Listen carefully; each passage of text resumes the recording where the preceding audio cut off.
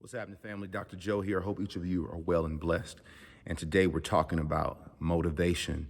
A lot of people desire to, when you're in this health and wellness state, if you're trying to lose weight, if you're trying to become your best possible self or just get healthier, what is lacking in a lot of people is motivation, not only just to get to the goal, but to remain at the goal. So in my weight loss process of losing more than 130 pounds, I found it more difficult to maintain the weight than I did to lose the weight. And what I've learned is the key to understanding your motivation, because when you understand what motivates you to not only get to a certain goal, but to sustain that particular goal, it allows you to continue to use that as points of leverage to stay where you want. Now, for me, there are three different things that motivated me to maintain the weight, meaning that I know these are important things to me.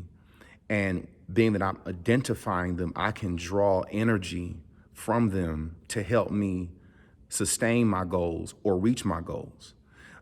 Being a pastor of a church, I have a lot of suits that have been tailored. That is not bragging or making any type of statement about my status or anything like that. I'm just telling you what motivates me. And I like the fact of being able to wear all of the clothes that are in my closet. I like being able to wear my custom tailored suits and to look good in them and not to feel uncomfortable around the waist and around the thighs and around the chest. So wanting to look good in my suits is a motivation that I've identified that helps me reach and sustain my goal. Another point that motivates me is when my wife tells me how good I look or how she feels that my physique is or compliments me. Now, any guy out there should understand that. There's nothing better than when your significant other, your wife, your spouse gives you a compliment. Now, the point is not necessarily that I'm telling you that my wife compliments me, but the point is understanding that when my wife is complimenting me, that means something to me, and that is a motivation to keep me at that state. Because if I'm 43 and I start to get a dad bod, which I don't want, right? No shame on those who have dad bods. I think you get the point.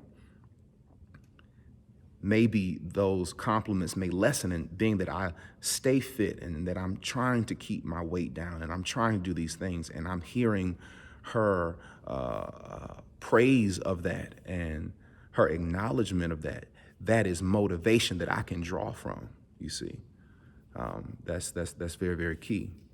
Lastly, I love to cycle. I love to ride on my bike. I love to go on 50, 60, 70 mile rides. Sometimes on the weekends, I love most when I'm riding and I'll see a group of riders and I can keep up with them, whether they've been riding longer than me or whether they're younger than me. Now, anyone who cycles knows that you can't stay fit and you're heavy and you're feeling your stomach hitting your knees every time your legs come up, and it's weighing you down and your time is going down. So I like when I'm on my bike and I realize that the lighter I am, the faster I am. That is a motivation that keeps me in the race. Now, the point of me telling you this is not for you to hear what keeps me in place. But you have things in your life that motivates you.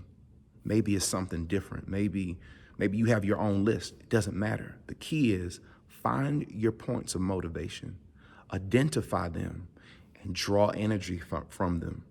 Let it be what you keep before yourself to keep you eating what you need to eat, doing what you need to do. Because it's easy to get out of shape. It's easier to get out of shape than it is to get in shape. We all know that. So this is a pro tip.